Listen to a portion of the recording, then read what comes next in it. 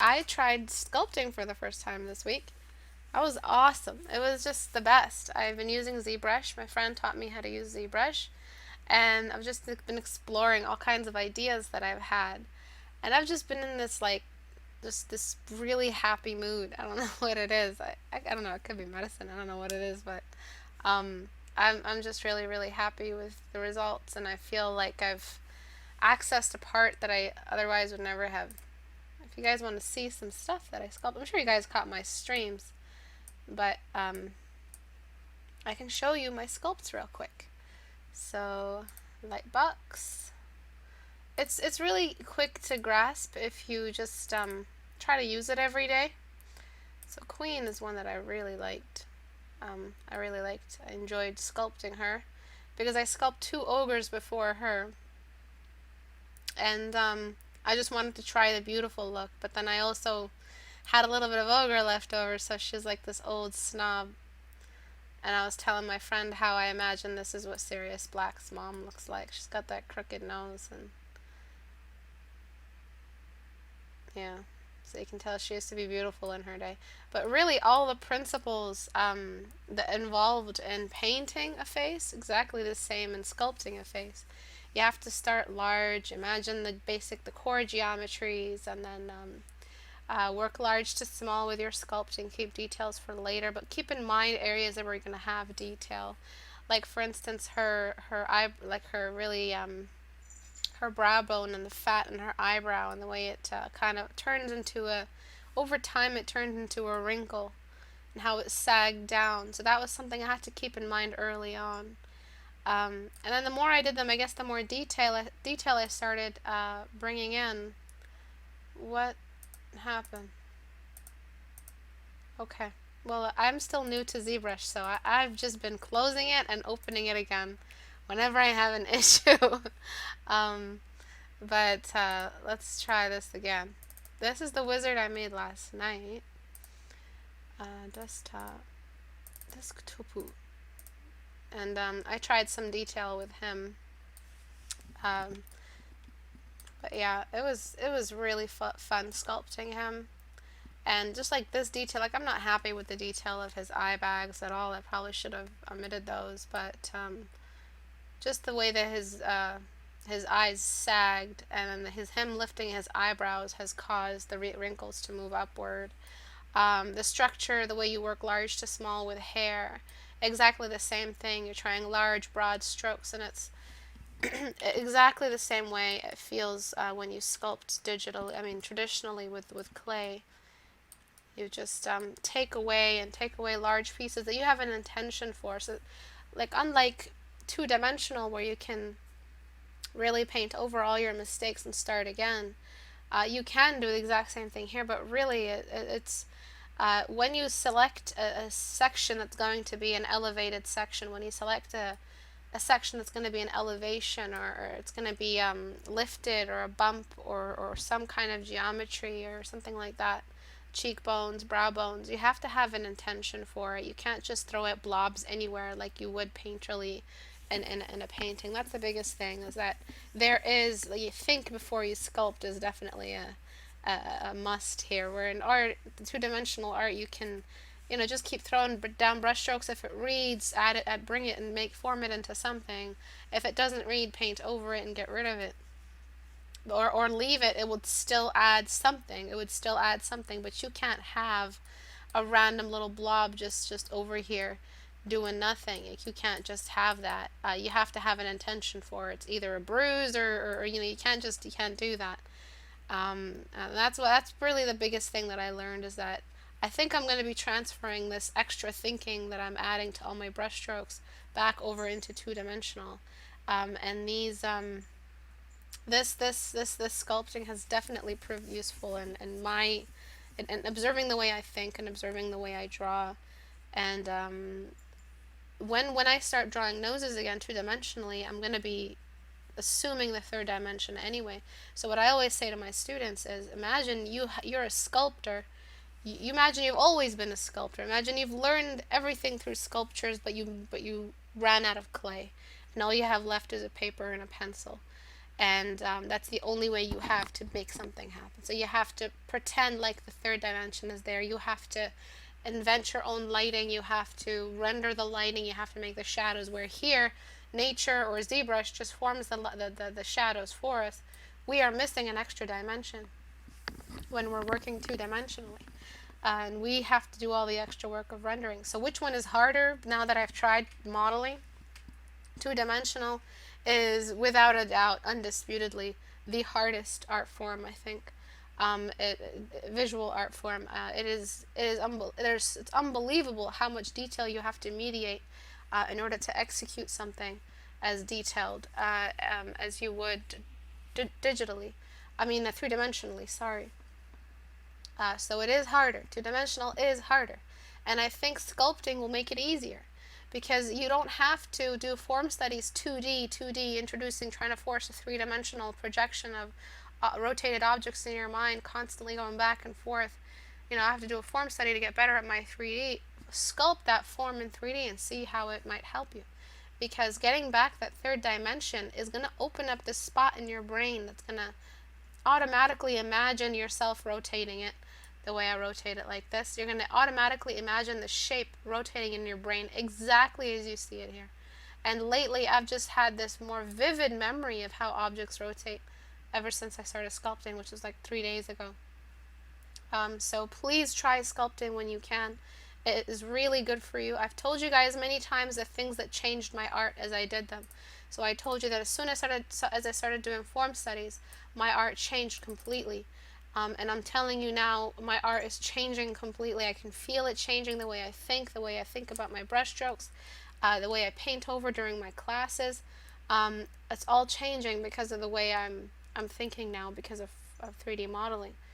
So form studies and 3D modeling, the best way to keep yourself intact and anchored towards realism, towards form, towards the sciences of light on form, and all that entails.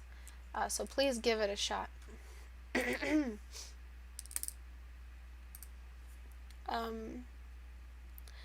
Rita apologizing. No, but my friend showed me a little bit about that, and it looks like a pain in the dick, to be honest with you. It does not look like very, very fun. Just going in there and looking for bad wires and bad vertices, or whatever they're called, and bad poly. I don't know what they're called, but wait, so you got this good in 3 days? I don't think I got good. I think it's just using the skills I already know how to do through a different tool. I've already been sculpting in my 2D. That, just getting the extra third dimension is, like I told you, 3D modeling is a step down from two-dimensional. It is not a step up. So it's not supposed to be harder. It's supposed to be easier. So if you go in there, you'll find yourself sculpting stuff you would never be able to draw. Because, or draw as easily, I think, in my case. But yeah, 3D modeling is the easier craft. The lighting is done for you. A massive part of all the sciences you're supposed to learn is just gone.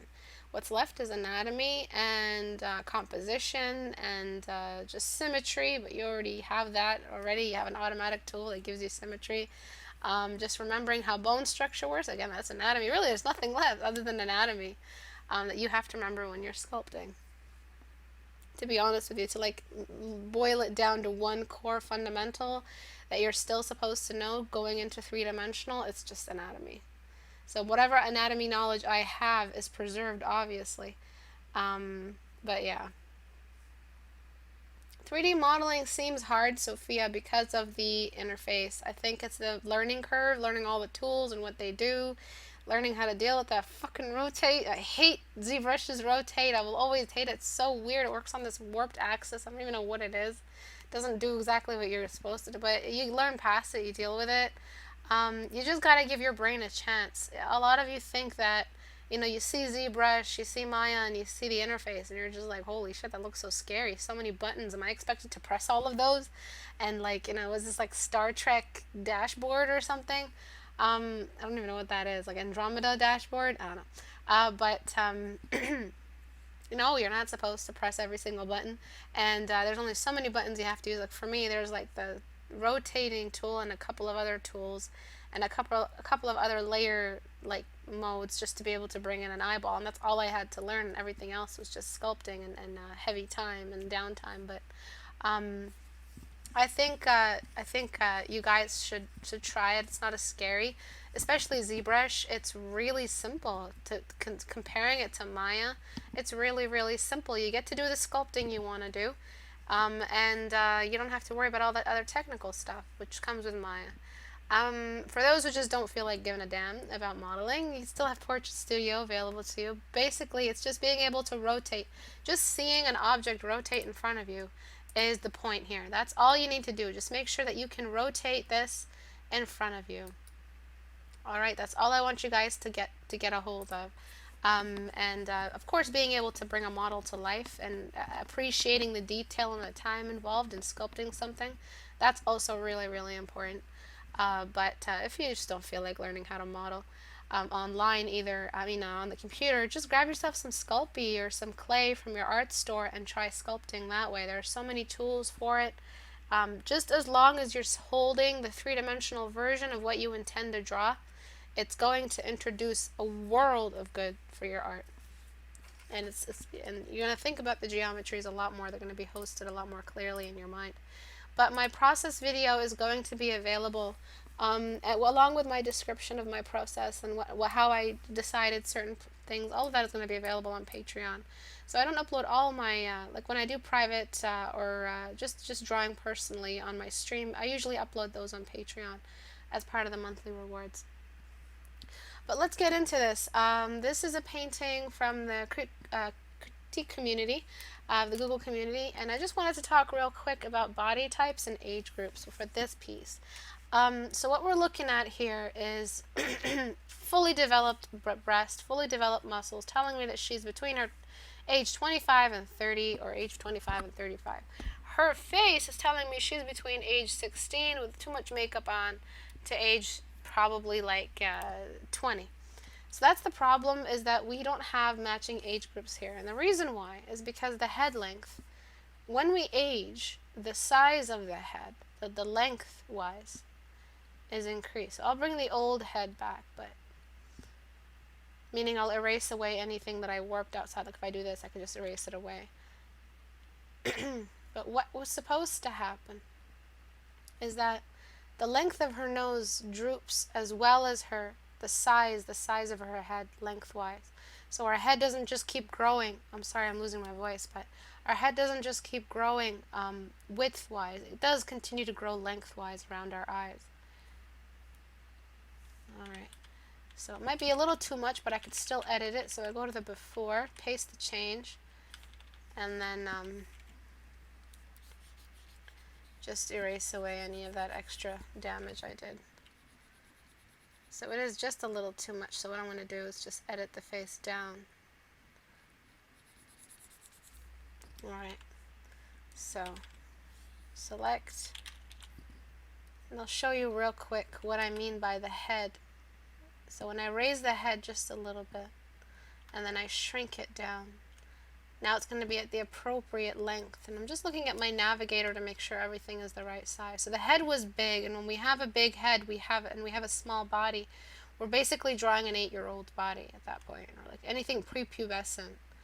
But when the head is smaller and the body's bigger, so as I'm adjusting right now, and the head is longer, so you don't have that baby face. So technically, everybody write this down, alright? You need to be aware of this. What makes the baby face is the short face. The short face is the baby face. Write that back to me.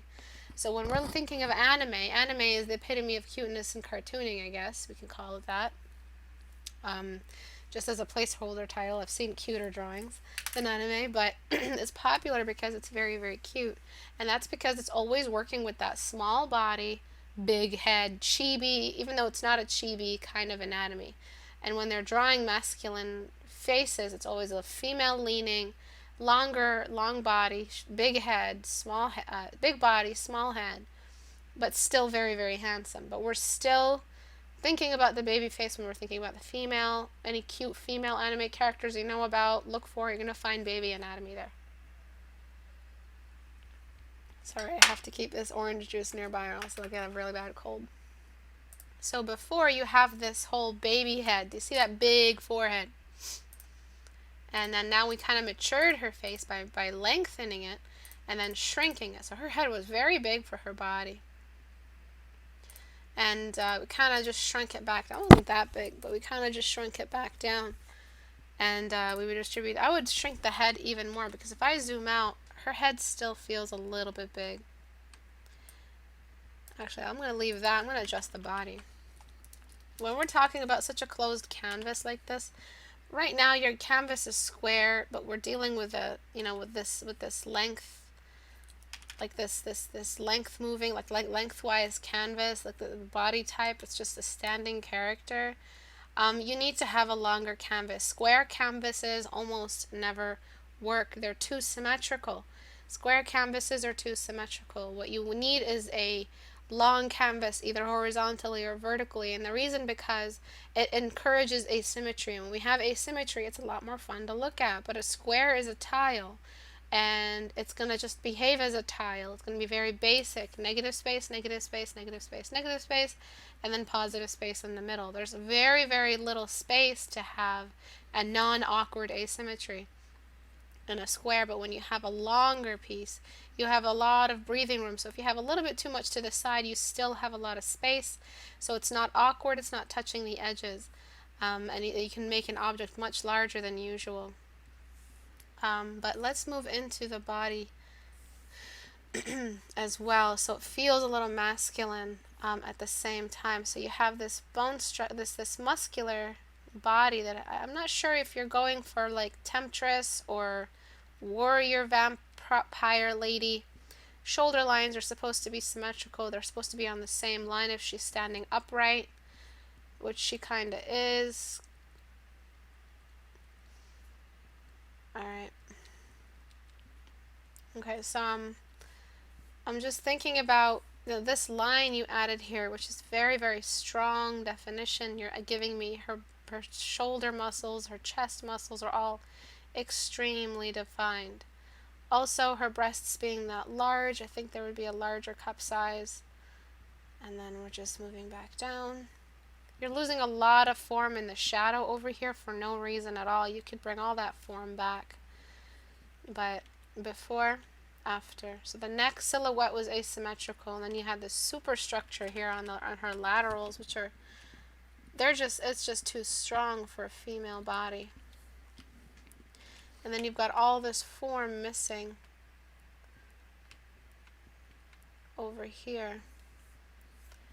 So what I would do is I would just try to get that silhouette working for the other side of the breast.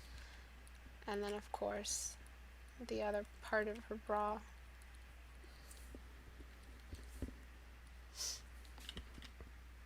I would definitely not need access to layers to pull this off, but there might be the slightest little suggestion of secondary light source to reveal the other breast, and of course with edge work we cut everything off.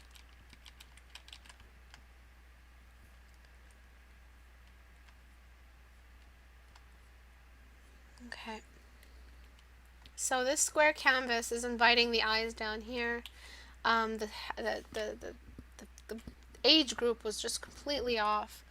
And then now for the face shading. The way you shaded the face is as if the front part of the face is on a flat surface. So what you need to do is follow this bone structure, which is the side of the face. You have to follow that shadow. If the light source is coming from the side, and this shadow is telling me that the light source is coming from the top left, this whole area would not even be in shadow. So we would need to introduce the highlights into the sides of the head, the side of the eyebrow bone needs some light to it.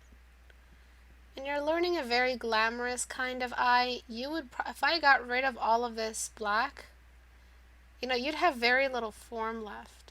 So without this crease line and this super makeup, and without all this glamour, you really don't have an eye. So this excessive black in her eyeliner is completely drowning out the form. That's really something that you have to avoid. You have to avoid that Maybelline fashion photography look, which is really cheesy, really cheap looking. And you want to give a little bit more character. It's very easy to draw a pretty face and throw some blood on it and call it a vampire, but are you really thinking vampire? Are you really thinking villain in the way you remove some of the rose, like the rouge from her face? Are you really thinking vampire? If you were, wouldn't you want to have a little bit of extra deadness in her eyes?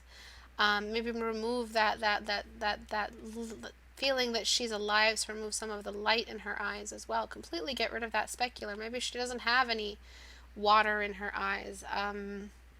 Think about makeup. Thinking about look at editorial makeup looks that look a little bit more dead, so a lot less eyebrows, so a very thin eyebrow starting out, and which leads to a thicker eyebrow at the sides. All of these things might help you create that feeling of a vampire. Bring in some more desaturation and greenness everywhere, and that also again might push that feeling of a vampire. Just completely get rid of that excess color everywhere that you have, and so that redness that is on her lips will really pop out.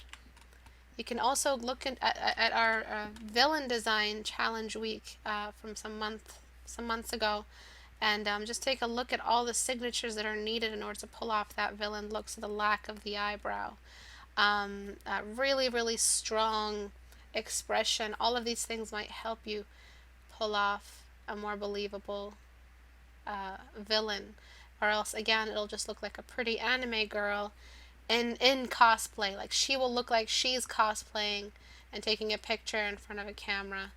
But to really create and design a character that feels like they're from this genre, it's a lot more tough, and it takes a lot more planning. And I know it sounds creepy and morbid, but look up like sick people. Like look up someone who is anemic. Like how does their face look? Look up someone who is, what do they call, albino? What happens to their face? So all of these, if you find medical reasons or kind of like a medical references of how a body looks when it's void of sunlight and void of blood or void of healthy blood, it'll really help guide you around choosing better looks for your characters, better ways to design the character. So I'm just going to throw a little bit more shadow here. Kind of drown out her eyes, or the color of her eyes might be just a little gone. And she'll start to look, she'll still be beautiful, but it will be a more believable, less anime kind of beauty. A little bit of extra anger. Kind of like that maturity that comes with living for so long. And that anger that comes from living for so long. But you still have the same character, but the character feels more villainous just by these changes. So there's many choices, many roads you can take. Just don't take that typical anime beauty. Sakimi-chan, I'm sorry, but I really don't like her art, and I don't care what her fans think. Assembly line, anime, fan art, fan service, cut and paste, cookie cutter face. Do not use that face if you want to be a character artist, if you want to design characters and really have them look believable. So an example of where that super kawaii face, you can get away with it, is like the Jinx character design. She's supposed to be a pretty little crazy rogue, but they gave her crazy eyes. They gave her a lot of white above her eyes. She did not look like someone who a good person. They made her look crazy. They gave her that completely separated from reality expression. They gave her none of this excessive makeup. And I'm talking about like the original Splash, and you can see, if you can really track it down, where all that madness was invented. So yeah, she was cute, but she was mad. She was out of her mind. You had a little bit of extra shadow. You had all the villain details in there. The eyebrows weren't too detailed. And so even if you use the cute face, you won't get away with it for long if the character is supposed to be a villain. If they're a good guy, I mean, why the heck not? Just go ahead and throw as much cuteness in there as possible. But you won't get away with it for long. So everything that I'm doing here, all these little changes that I'm making, are all moved by the desire to make this character more approachable and believable in their genre, and make me as the designer look more mature in my design choices. So she does need to see, so she does need a lens, something to process light. So I'm probably just going to throw a slight little indication that she still has a pupil, but it's just very, very slight. I'm going to avoid using any light on her eyes.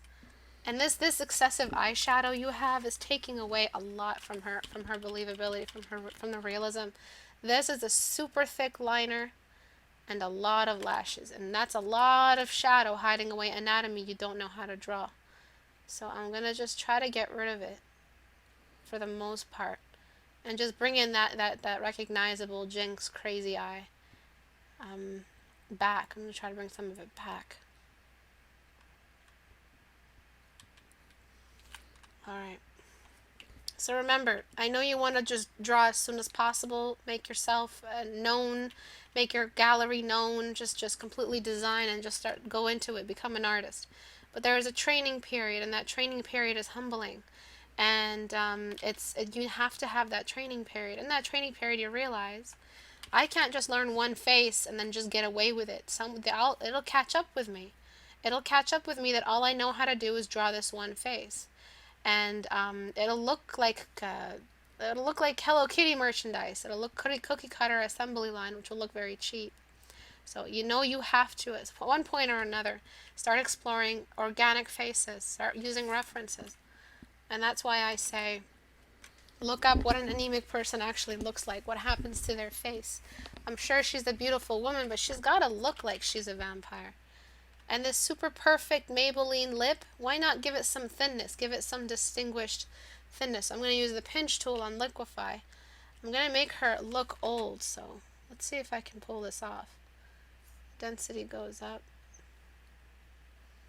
I'm going to make that upper lip just a little thinner.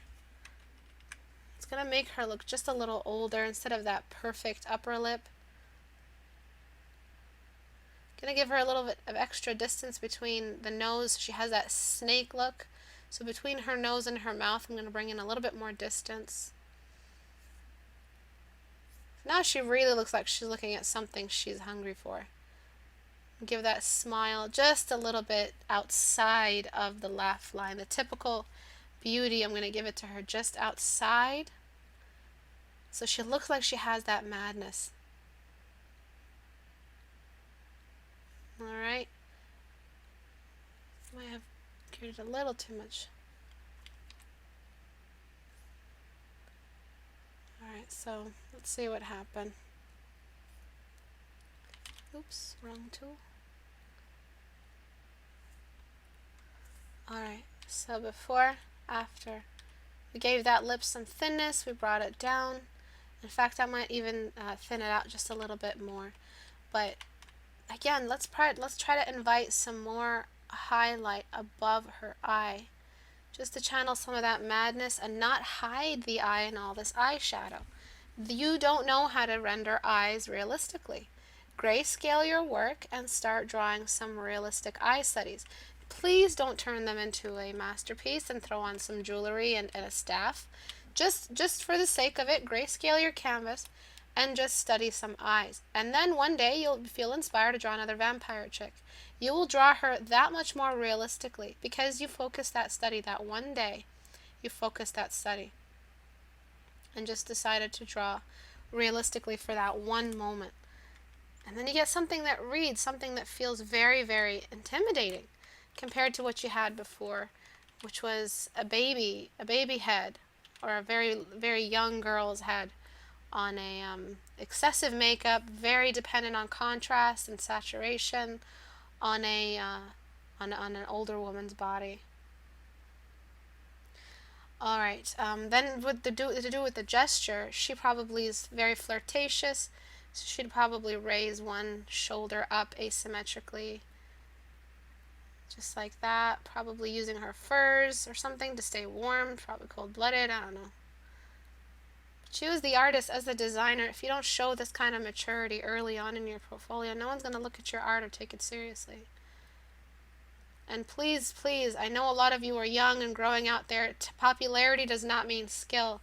Again, I really don't give a rat's ass if anyone's offended by my distaste for Sakimi-chan's gallery as of late. But please do not take them as an idol. They are a commercial artist that dependent on the porn industry to create lots and lots of content as soon as possible and keep people interested. Interested. They are using the porn business model. If you want to be a designer and illustrator, please do not use them as an idol. Please study for as long as possible. I know their composition always works. I know their busts and their drawings and their excessive boob drawing always really, really works. And pinup is pinup. I even draw pinup. But at one point or another, you're gonna have to grayscale your canvas and start studying again. And using these artists as your idols is gonna stunt that development a lot. So give her some, gesture in her shoulders. Probably her head should be even smaller, but there's only so much I can do in a small amount of time. Her whole body feels just a little bit flat. The light is coming in from the side, which means the side of her face should typically be illuminated. I mean, the side of her neck typically should be the illumination there. And then we've got that edge. And then it rotates into the shadow for the cylinder of the neck. Right? So this whole section here should have been in shadow. Yes, she looks so evil and crazy. The changes also help make her into a stronger character. That's exactly what you're supposed to do as the designer. You're supposed to create, if you're creating a villain, intimidate me, scare the shit out of me. I'm the viewer, and I'm probably the employer too. I want to be scared, because if I'm making this character for, I don't know, a game or a story or some concept art or pre-production or whatever, I want to be able to tell the story through just the character design alone. So what we've done here is that we've really kind of we've painted from like a cookie cutter kind of template in our memory. Instead of thinking about that the light source is coming in from the side, it means everything from the side is going to be illuminated. The side of the cube, always think about the cube and the cylinder in the cube, and I don't think you'll face any more trouble. Even if you treat it as a secondary, just give that side light some attention.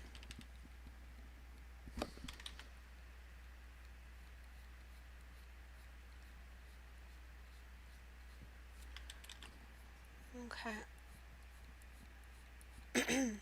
So, if you want to avoid that strange, cheap, assembly line looking art style, study some realistic. Don't study someone else's art. Never do that. You'll only pick up their bad habits, which is, this is an example of that. Study a realistic photo of someone who has anemic eyes. So someone who's anemic. You'll find some amazing stuff. Anemic face. Let's see what we come up with. Alright, so this. Damn, if you drew her with this kind of face, dude, I'd have been scared shitless. That was a really, really good reference. Pick up some, even don't copy it exactly, but pick up some of these signatures. If there was someone who looked like this running at me with strangely sharp teeth, I would be scared to death compared to this person running at me with very sharp teeth. And I was like, hey, lady, did you lose? Are you lost? Is there a costume party?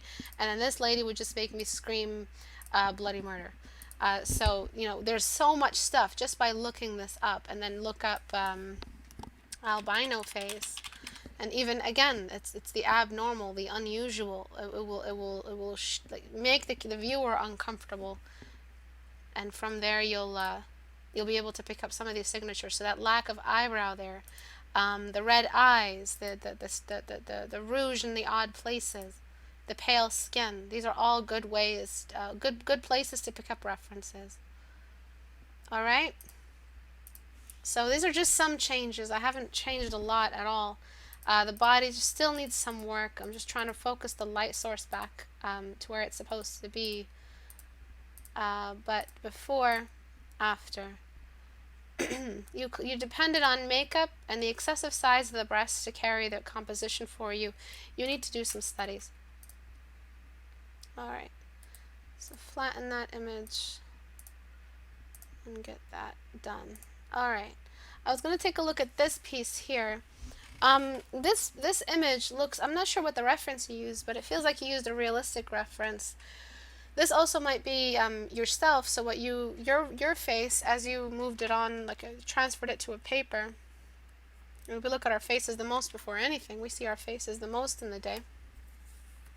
And then we have maybe the possibility that this is just your visual library in combination with what you've looked at before, references, and your face. I know I draw my face a lot. But there are a lot of age signatures that are making her look old, and I'll show you what they are. The first thing that's really what's making her look sick. Sick and old are synonymous, so write that back to me. Sick can sometimes be old, old can sometimes be sick. So if you're feeling like your image looks sick, maybe you're having a little bit of age signatures you're not supposed to be using. If it looks old, maybe it's because you're using sick signatures. It could be just that, if it looks old, you're using old signatures. Or age signatures, but just always give the fact that it might be the sickness. So again, remember that we just saw that vampire reference girl. She looked very, very sickly because of her red eyes, her bloodshot eyes. So that's one reason why this character here looks sickly. Also, the room, the light environment of your room is very, very dark, considering that there's all this light on her face. So raise the background color so that we can assume that this light source situation is from a believable room that's providing all this light. You had too much saturation, so I brought it down by 15 points, which is a lot. And then now I'm just going to color correct. I might have to use the slider as well to move them back towards the yellows. So they're a little bit into the reds. And I just want to move them into the yellows just a little.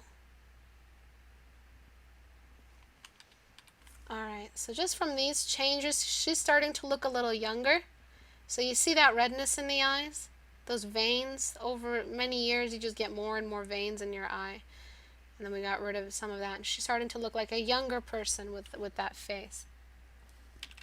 Another thing is that the face is also too small for this. It's very masculine. The face is too small for the head it's from. So typically the eyes should be a little higher than the ears. If the camera is below her, then they'll be higher. If the camera is below her, alright, give me a second. I've just confused myself. If the camera, yes, the eyes will be higher, and then if the camera is above her, the ears will be higher. So that was Portrait Studio, by the way. And I have to say what it is every time I open it now, because everyone's like, what is that? But yeah, right now the camera seems to be level with her, so typically at the level point, the ears are just a little bit below. They're not super high on the face. And if we just take a look at the before and after, do you see how low they were? How low the face was? And then we've got some age signatures actually painted in age things, so apart from the eyes. So the low corners of the lips. It's not smile, it's a neutral face, but you had that old man scowl happening. Is that what it's called? Scowl? I don't know. But I'm just going to get rid of that completely. And then you've got the dark spots under her lower eyelid that aren't really reading as a lower eyelid. They're just reading as like pain. When I see excessive dark spots, it's just synonymous with pain for me. It is the strongest tool for me, at least when I want to show age or pain. I just include some dark circles under the eyes. It's just good for sickness and age. And then we've got the fact that her eyebrow arc is missing, so it's taking away from her feminine look. It just looks like a man, an old man, trying to look like a young girl through costume. And in order to get that feminine delicacy back, we just use some of the signatures. So yeah, she's too young to pluck her eyebrows, but it doesn't mean she's missing an eyebrow arc. You still have eyebrow arcs. It's in the bone structure. And then her nose is just a little bit over-defined, so we need edge work around the nose. The nose is like the exemplary place in the face to have all the form happen all at the same time. Cast shadows, secondary light source reflection, subsurface scattering, edge work, curving. All of that happens on the nose alone. Just the nose has all of that happen, which is why it's one of the hardest places, hardest things to draw in a face. So I'm just we're getting rid of some of those lines. They're really, really strong. I'm going to desaturate all that excessive yellow you have. She seems like she's a paler skin, and you've overused the yellow in this case, my friend. You've used way too much yellow in the highlights for her skin type. Her neck is very, very thick. That has also added to her age. So again, she could just be a girl with a distinguished face. She could just be a, a girl with a little bit more to her face than the usual pretty anime face, which is fine. Please explore faces from reference, but become aware. You can't break the rules until you know them. So become aware when you're using male signatures, male gender signatures, when you're using age groups, when you're using thickness signatures. All of that stuff will bite you in the butt when you don't know that you're doing it. You'll accidentally make these mistakes, and it'll just frustrate you trying to figure out how to fix it. So I thinned out her neck. Her jawline is still very, very strong. And she could have had this, a slightly larger than usual jawline in your reference, but you might have exaggerated it. Always assume that you're exaggerating references. Alright, so I'm going to do a little bit more cutting and pasting on the face. Just lowering her mouth just a little bit so it's a little bit closer to her jaw to get rid of that. What was that talk show host? Jay Leno? Just get rid of that Jay Leno jaw. Alright. And bring the length back to her nose. No, I probably should extend the length of her nose as well.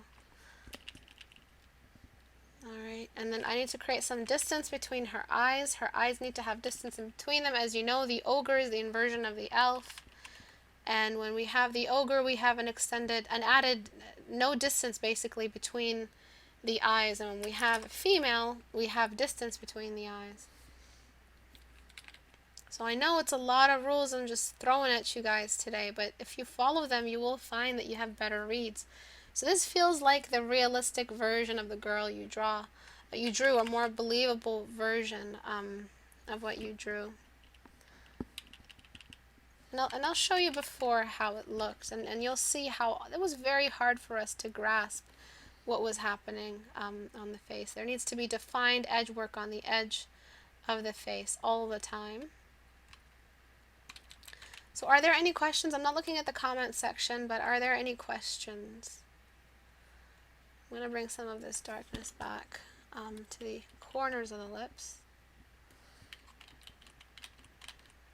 But you'll see everything that I changed, that slight little, that little frown, that really did it for the lips. It made her look a little old. And now I'm going to get my edge brush and bring those eyelids back. But you don't bring the eyelids back by painting in a dark spot. You carry this cheek shadow, this cheek light, all the way up to the lower. See how much you had? And you were depending on contrast. You had enough contrast. You just didn't have the edge work. Give your edge work a chance. If you don't give your edge work a chance, you end up over blending and depending too much on contrast. You end up drawing with just this cheesy kind of contrast going on. It doesn't really look good. So you had all of this, all that you needed already there. Your edges weren't just weren't given a chance.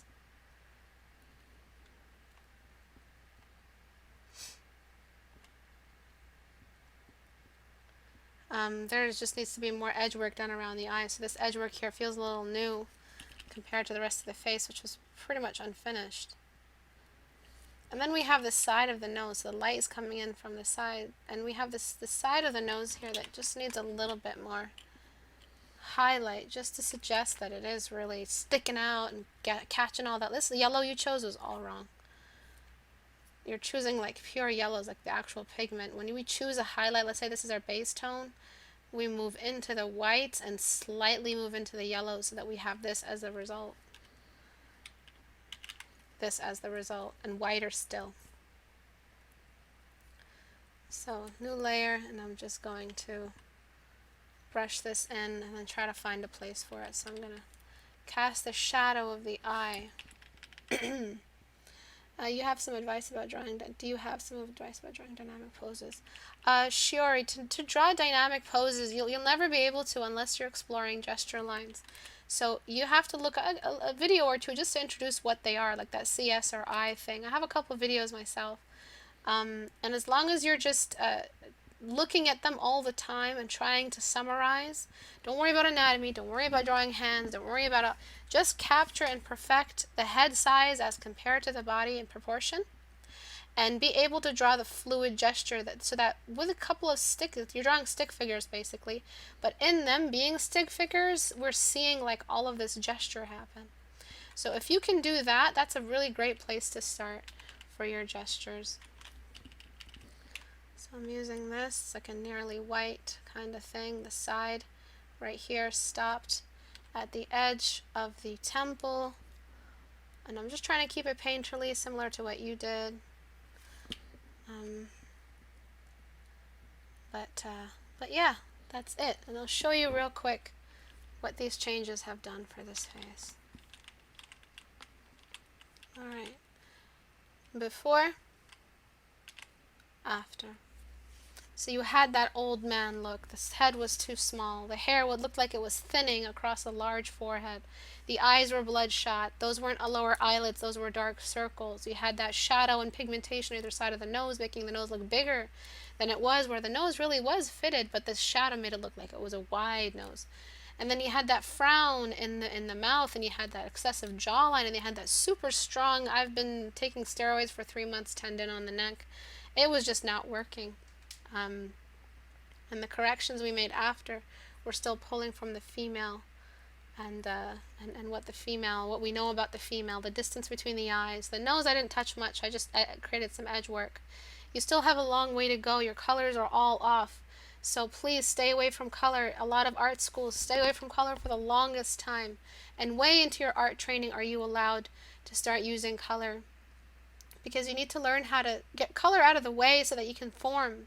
And when you learn how to form, and then you can start looking up references of where highlights really come from. So not only do you have to learn how to do edge work, you have to learn the basics of female and male age groups, and then you have to learn how to render. So you have all of that, and you have color to deal with. You're not going to improve. In order to improve, you have to fragment your learning process and take it step by step, and just cut those areas in half. Your background was all dark, should have been lighter. There were a lot of mistakes. So let me sorry, let me do something real quick.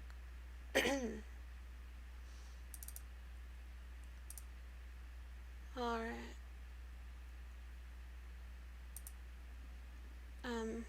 Okay, so let's see the questions. But I don't understand why this is supposed to be a young woman. Did the artist say they were drawing a young one? Well, good question. It just seemed from the straps and I don't know, it just seemed like you were going for a young woman for me. I don't know why it felt like you were drawing a younger woman. Maybe they were drawing a male. I feel like when a student goes to draw an older person, they don't really take the nuances and let the nuances speak for them. If they want to draw an older woman, I'd have seen some laugh lines and jowls and all of that stuff. So I assumed they were going for a younger woman. But at this point, it's not in your favor to refute all of the changes I've made today. For you to develop as the artist, take this as a learning opportunity. If this was supposed to be a male, if it was supposed to be an older woman, does it diminish the changes or all that we've learned today in the before and after? No, absolutely not. You had color issues, you had form issues, and I think these are still areas for you to address. Even if, which I don't think it is, but even if this was supposed to be an older woman, which I don't think it was.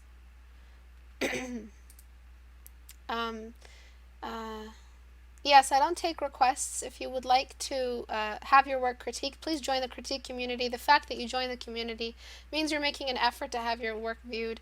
After that, after I see that some people have looked at your work, I do go in myself and apply some of my changes and suggestions. Even if it was a middle-aged woman, this still feels like it was a middle-aged woman. You can just thicken her neck a little bit and lengthen her face as we saw in the previous critique.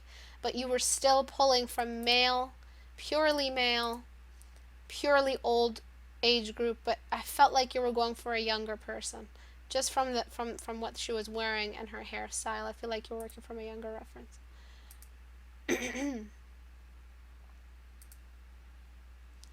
Yeah, just if you were going for the specific and you were working with a reference and the reference was an old woman, the rule in the community is you have to post the reference with you.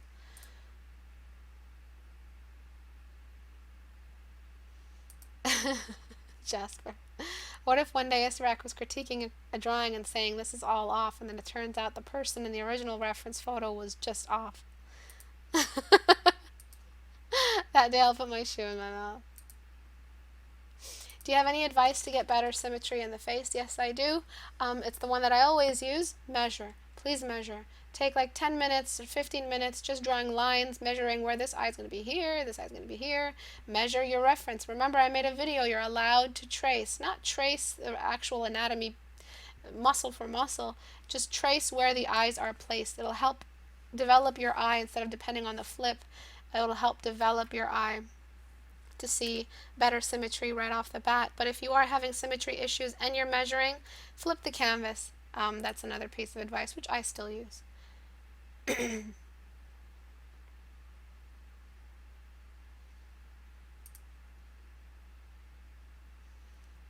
If you submit this for critique, then expect critique.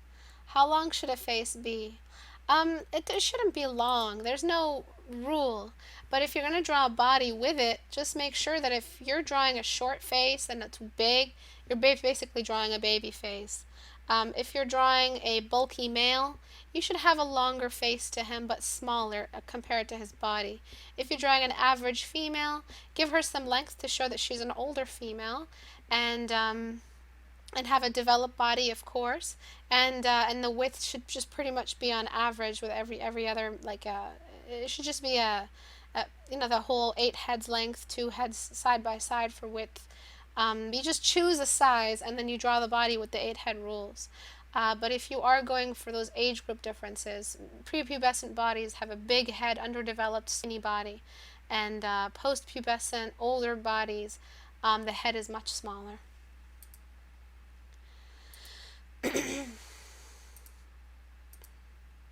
You flip your canvas like you're making pancakes. Making pancakes, making pancakes. Put the bacon in, put it in the pancake. I don't know.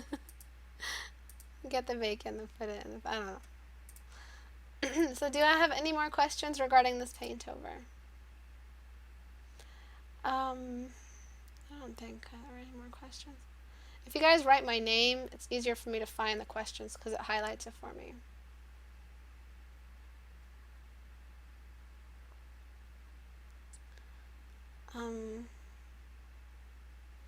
Yeah, without references, I won't be able to give you a unique face. If you don't give me the reference, I don't have a reference point to point what makes the face unique and distinguished. All I'm pulling from is just my basic visual library, which is really basic to get these paint overs done quickly for the 1 hour time span we have.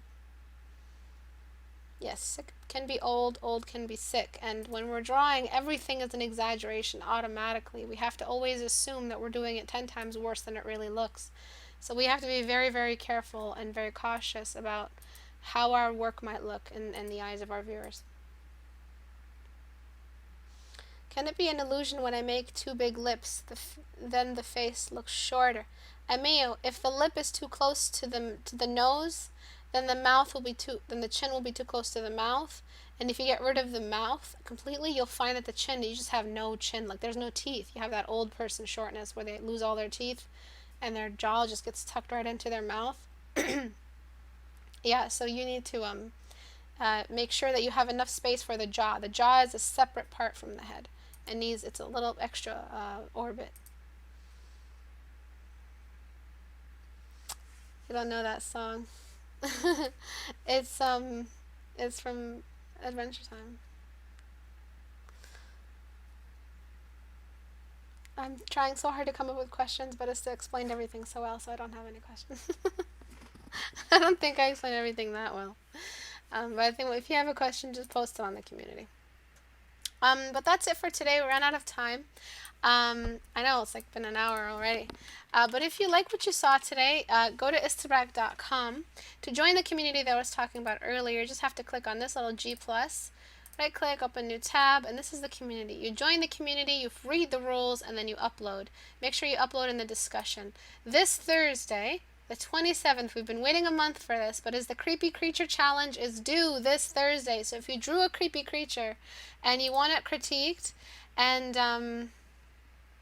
I don't think this is right.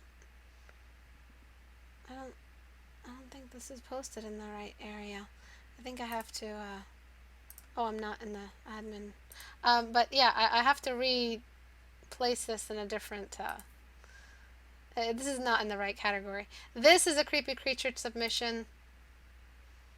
Oh, well, so my bad. I was looking at the wrong area. This is a creepy creature submission. This is a creepy creature submission. The person before this, you need to post this on creepy creatures. All right. That's why I was thrown off, because it was creepy creatures. All right. So this is what it is. You're supposed to draw a creepy creature and render it. Choose one of your designs. So you choose one of these and then render it out. Go crazy. Or you can just render it out with pencils, like with line art. But either color or line art, but you're supposed to render it and upload it on Thursday. So if you haven't uploaded your final, please upload it and post final beside it, or else I might get doubles. I really like some of these. These are amazing. And if I feel like it, and if I have time, I think I'm going to be fully rendering some of these, color and all, for you, or at least the winners. I might just what the hell? I might render them for you. But some of these are very imaginative. Some people took a lot of time into these. Some people just did them real quickly. But I think some of these are looking amazing. This was from our character design week, which was so much fun. But I still don't know really what challenge we're going to be looking at for November, December. I'm going to try to keep them themes. I might just remove the theme completely. It doesn't have to be a seasonal or a festive theme, like with the creepy creatures. But we'll keep you guys on your toes, have you have something to work from, at least the narrative. And the narrative is the driving force of design. So please keep that in mind. That's why these challenges are here, to prepare you for a studio environment or a workplace environment where you're expected to follow a narrative and design after that. We have YouTube, so I upload all of these on YouTube once I'm done.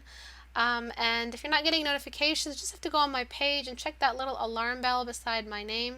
Just keep that checked on. You'll get all the notifications. And Twitter is where I post all information about class cancellation or rescheduling.